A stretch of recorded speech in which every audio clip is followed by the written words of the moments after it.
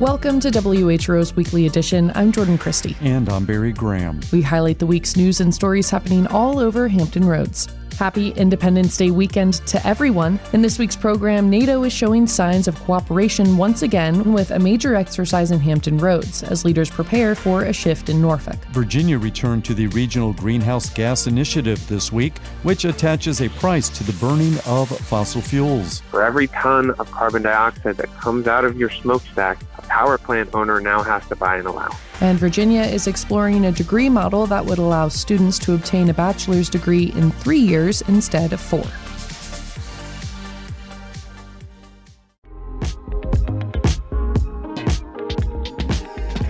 It's WHRO's Weekly Edition. NATO is showcasing cooperation at a major exercise in Hampton Roads. WHRO's Steve Walsh says it's part of a larger move as leaders prepare for a shift in Norfolk.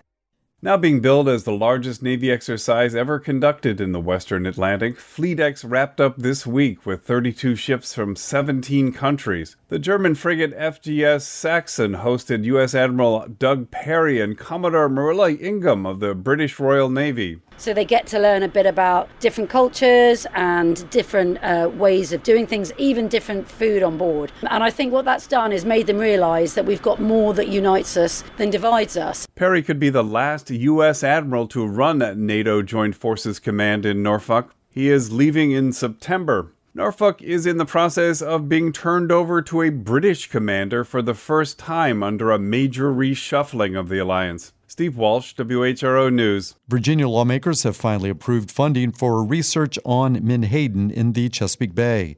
WHRO's Catherine Hefner breaks down the budget. Virginia is the last place on the East Coast that allows industrial menhaden fishing in state waters. Recreational anglers and environmentalists believe the important fish are disappearing. They've long pushed for more research to figure out what's happening. Here's Will Poston with the Chesapeake Bay Foundation earlier this year. How many menhaden are in the Chesapeake Bay? How many menhaden does the Chesapeake Bay ecosystem need? What are the impacts of this, industrial activities, etc.? We have no answers to those questions. Legislation to fund a study has failed several times at the General Assembly, but last minute, Governor Spanberger added a budget amendment that gives $2 million to the Virginia Institute of Marine Science. Industry representatives said in a statement they support the research, including an analysis of how cutting the menhaden harvest could impact the workforce. Catherine Hafner, WHRO News. Virginia has received nearly $69 million over the past 5 years to test and treat so-called forever chemicals in drinking water.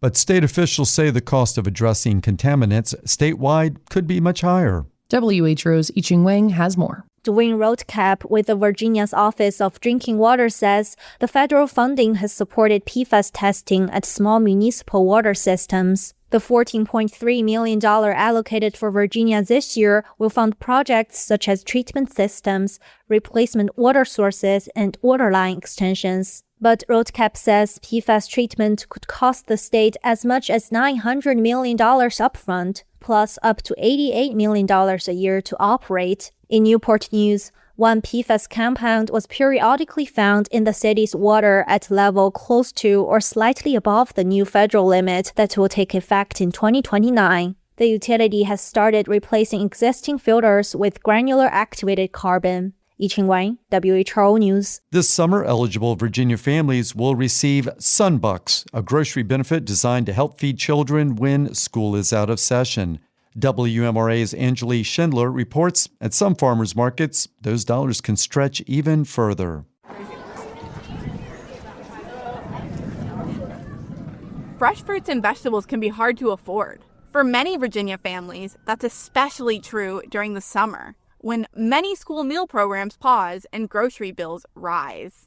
The U.S. Department of Agriculture reports that retail fresh vegetables were nearly 12% more expensive in May compared to this time last year. Prices for fresh tomatoes alone were up 32%. State programs such as Sunbucks and Virginia Fresh Match aim to help bridge the gap between families' income and having fresh produce on the plate. Sunbucks, which launched in 2024, provides a one-time payment of $120 per child to families who qualify for free or reduced-price school meals or receive other income-based public benefits. That money can be used to buy fruits, vegetables, meat, dairy, and whole grains at grocery stores and farmers markets authorized by SNAP. You know, summer can be a really hungry time for kids. Jess McClelland is communications manager for Virginia Fresh Match. Fresh Match doubles the value of each Supplemental Nutrition Assistance Program, or SNAP, and Sunbucks dollars spent on fruits and vegetables at participating farmers markets and grocery stores. So, for example, if I spend $10 in SNAP at the Waynesboro Farmers Market, I'll get $10 in tokens to spend on any SNAP-eligible items. So that could be bread, eggs, meat, anything like that. I'll get an additional $10 in tokens to spend on fresh fruits and vegetables or food-producing plants and seeds. For Am Showers, a single mother visiting the Waynesboro Farmers Market, healthy food often comes with difficult choices. Oh, yeah. Groceries are really freaking expensive right now.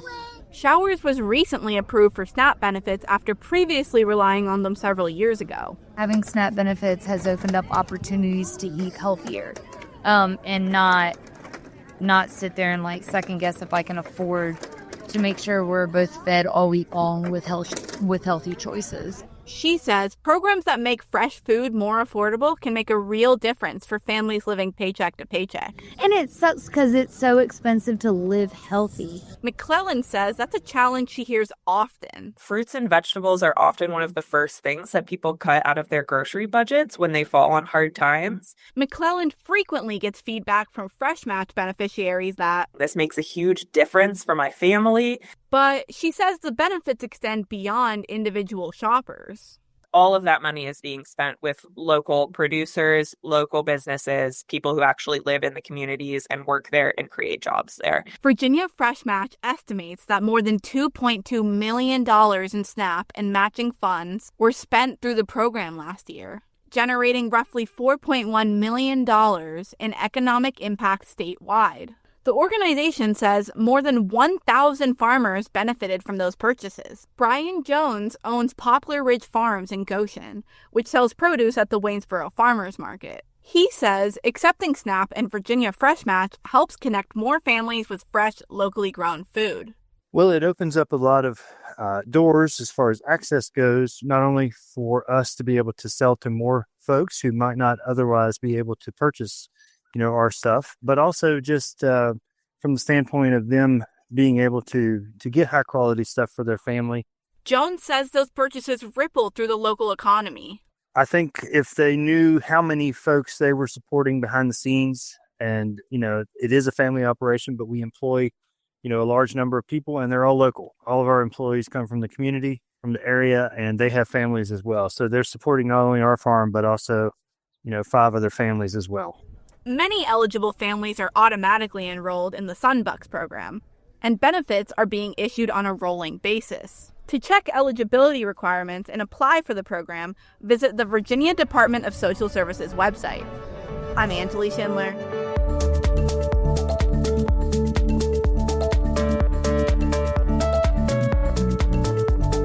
Still ahead on Weekly Edition, Virginia Beach approved a $19 million project to redevelop a hotel at the oceanfront. But first, Chesapeake Public Schools' search for a superintendent is officially over. The district has not announced who will take the position, but said Monday it started negotiating a contract. Natalia Nelson reports for WHRO News. The Chesapeake School Board has selected a new superintendent to lead the school district. It's unclear when they will assume the role. Current Superintendent Jared Cotton was set to retire July 1st after serving in the role since 2018, but will stay until his successor is in place. The school board has not released the names of the finalists for the position. It approved a contract to extend Cotton's tenure through June 2027, while it has time to complete the hiring and contract negotiation process. The board said Cotton should only serve for the next few months while those steps are taken to ensure a smooth transition. Natalia Nelson, WHRO News. Chesapeake Public Schools are a member of HRETA, which holds WHRO's license.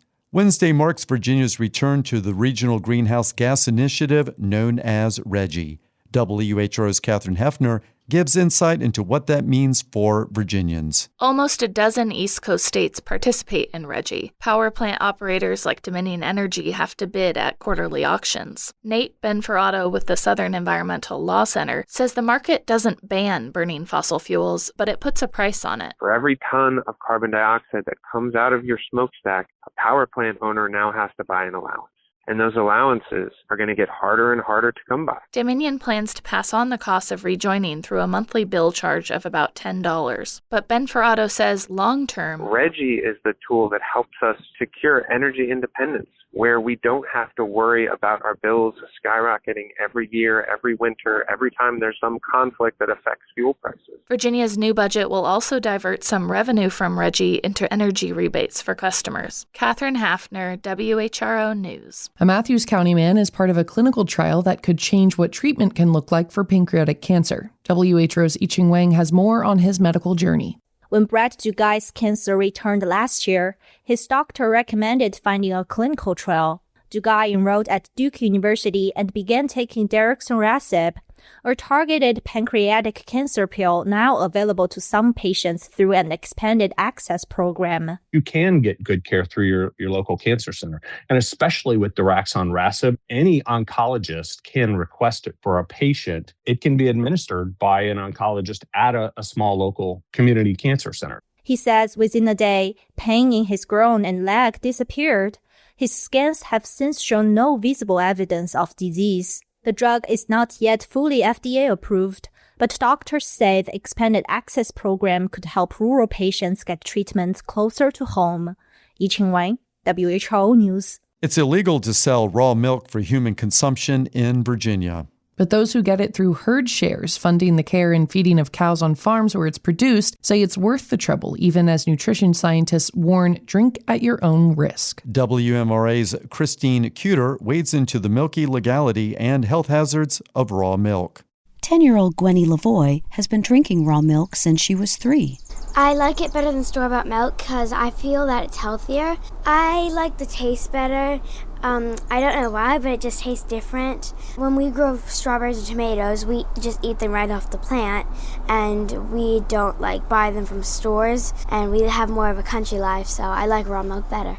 Gwenny's mom, Mabby, who grew up on a cattle farm, has been getting raw milk for her family of 6 since moving from Fairfax to Albemarle County in 2019. I have always gravitated towards minimally processed foods, whether we have made our own bread or, I've made yogurt or just anything we purchase. I've always gravitated towards minimally processed foods because there's a lot of stuff put in our food. That's really been my thing. The U.S. Department of Agriculture estimates that about 2% of Americans who prepare meals at home consume raw milk each week. That's about 3.2 million people. While rules about selling raw milk vary by state, in Virginia, it's illegal to sell unpasteurized milk for human consumption, but there's a way around the law. Okay, this is the cooler that we have all of our empty jars in. Those who want raw milk buy herd shares from farmers, which help pay for the care and upkeep of animals in exchange for regular dairy deliveries or drop-offs. The Lavoies pick up 3 gallons each week from Windy Hill Farm in Kieseltown, where dairy farmers John Welsh and Corrine Warnes graze their 12 Jersey cows. The Lavoies say the price is right, too. When I was looking at the cost of organic whole milk versus joining a herd share and getting our raw milk, the cost was the same. So you have $7 a gallon for the whole milk organic on the shelves and the same cost for raw milk. And I was like, and the delivery spot was right around the corner. And I said, well, that's a no-brainer. Nutrition experts aren't as convinced. So it's kind of like drink at your own risk. Catherine Bassbaum is a registered dietitian at UVA Health. How well do you know the person or the farm getting this raw milk for you from the cows? Are they mindful of udder infections? Are they mindful of fecal matter in the tanks? All the reasons why raw milk can be dangerous: nausea, vomiting, diarrhea, all these potential outcomes. According to the Centers for Disease Control, between 1998 and 2018, there were 202 outbreaks linked to raw milk that caused thousands of illnesses and 228 hospitalizations from bacteria such as Salmonella, E. coli, Listeria, and Campylobacter. Dairies such as Creambrook Farm in Middlebrook regularly test their animals and milk, but owner Ben Beichler says that process is far from perfect. Some of our information we can get back within 24 hours. Population tests, those are very, very quick. Specific tests like pathogen testing, those can take a frustrating long amount of time for them to get back on what the results are. When you're dealing with a really short shelf life product like raw milk, where it goes out 1 week and it's consumed and it's refreshed the next week, it just makes the process trickier. Still, Beichler says, Creambrook, which he started with his wife in 2017, is busier than ever. Back at the Lavoys, raw milk's not just for drinking. They use it to make butter, sourdough bread, yogurt, biscuits, pancakes, even homemade Alfredo sauce. We own a small share in the cattle, which is cool. I wish I could milk my own cow here, but I don't have the fencing. I don't have the infrastructure. But man, if I had fencing, we would have had a dairy cow already. Both Windy Hill and Creambrook farms exclusively raise Jersey cows, which produce milk with a higher fat content than other cow varieties like Holstein. No matter the breed, though, raw milk tends to have a higher fat content compared to pasteurized whole milk. Creambrook Farms raw milk contains about 13 grams of fat per cup, 9 of which are saturated, almost half the recommended daily allowance of saturated fat. Dietitian Basbaum and the federal government's dietary guidelines for Americans urge people to get fewer than 10% of their calories from saturated fat. A cup of pasteurized whole milk contains about a quarter of the recommended allowance of saturated fat. No matter the fat percentage, though, all milk is a good source of protein, Basbaum says. I'm Christine Cuter.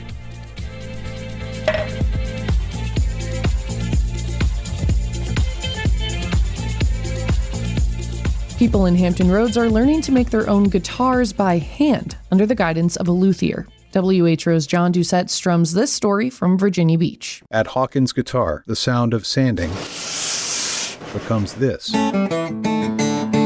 Brian Hawkins runs the school. He's a luthier who builds custom guitars, repairs instruments, and teaches people how to adjust their guitars so they sound and play better. Many students even learn how to build instruments by hand. It's exacting work, Hawkins says, but worth it. You just do it, and if you push yourself, you keep doing better. You know, you make yourself fix the things you did wrong and fix them well, fix them better than you were doing them the first time. Otherwise, you don't learn. In some cases, it can take a year or more for students to build instruments, but they say they're learning craftsmanship and creating guitars they can play for a lifetime. John Doucette, WHRO News. Getting a bachelor's degree in Virginia could soon take less time. The state is exploring a model that would allow students to obtain a degree in 3 years instead of 4. WHRO's Ashley White reports.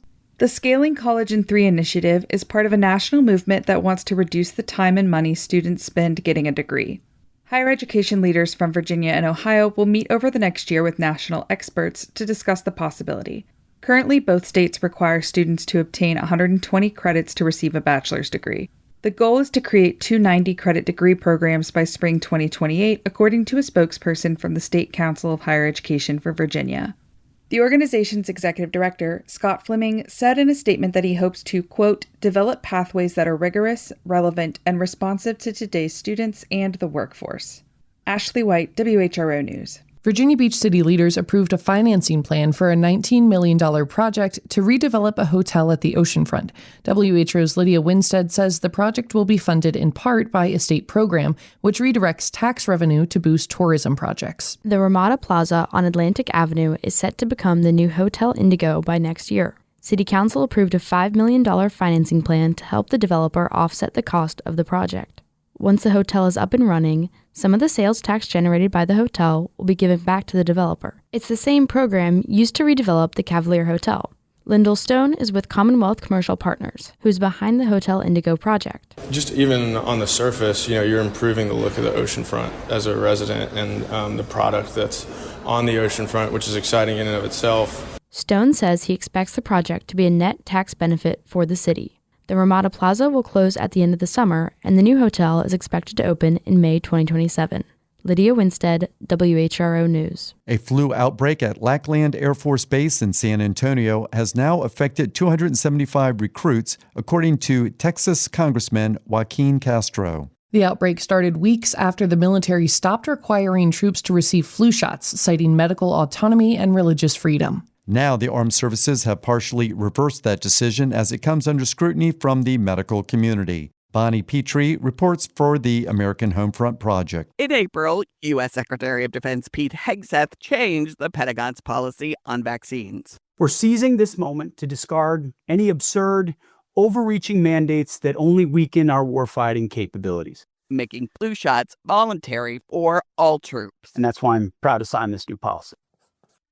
And according to the chief of infectious diseases at UT Health Houston, Dr. Luis Ostrowski, creating a, quote, epidemiological time bomb. Military settings are prime for transmission. So when you have an introduction of a highly communicable disease, it's just going to spread like wildfire. And that's what happened. Hundreds of troops in boot camp at Lackland started getting sick with influenza. The Air Force also said one trainee died June 12th because of a medical emergency, but did not say whether it was flu-related.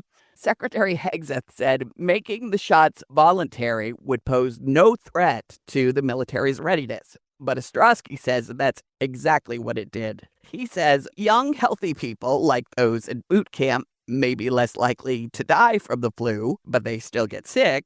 So they're not combat ready in this day and time that we're, having several conflicts throughout the world. So it's very strategic to be recommending vaccines. San Antonio Mayor Gina Ortiz-Jones, a Democrat, previously served as undersecretary for the Air Force. She says there is a direct link between Hegseth's decision to lift the vaccine mandate and this outbreak at her city's base. Regardless of whether you want to believe it, science is a thing, right? And it's really unfortunate that we're playing politics with people's public health and with things like vaccines. Once the Pentagon made the flu vaccine optional, only 40% of Lackland Spring trainees chose to get it, according to the Associated Press. It quoted a source who asked to be anonymous because the information is not public. But Ostrowski doesn't blame the recruits. He says medical misinformation about vaccines is the real fuel for this outbreak. People are questioning whether they work or not. They're questioning about side effects or not. So in this background, we're asking young people that sometimes don't make the best decisions for themselves to make the decision about getting the vaccine or not. In mid-June, the military backed off part of the policy. All of the service branches were granted exceptions that allow them to, again, mandate vaccines for trainees. A Pentagon statement said the decision was based upon risk assessments and was designed to maximize operational readiness while safeguarding at-risk populations. Ostrowski says that's a good first step, but would like to see flu shot mandates restored for all active duty troops. The vaccination schedules that had been in place in the military are the result of decades of actual research and very deliberate thinking and creating guidelines, and it works. According to the AP, the Army and Navy have also asked the Pentagon for permission to make flu shots mandatory for troops deploying overseas, healthcare workers, and childcare workers. I'm Buddy Petrie, reporting. You've been listening to WHRO's Weekly Edition. We had help today from WHRO's John Doucette, Catherine Hafner, Natalia Nelson, Steve Walsh, Yi-Ching Wang, Ashley White, and Lydia Winstead. WMRA's Anjali Schindler and Christine Cuter, and Bonnie Petrie with the American Homefront Project. Also, Connor Worley, who produced today's show. A reminder that you can always catch full episodes on the Weekly Edition podcast feed. You can get your news updates at WHRO.org and the WHRO Reports podcast feed.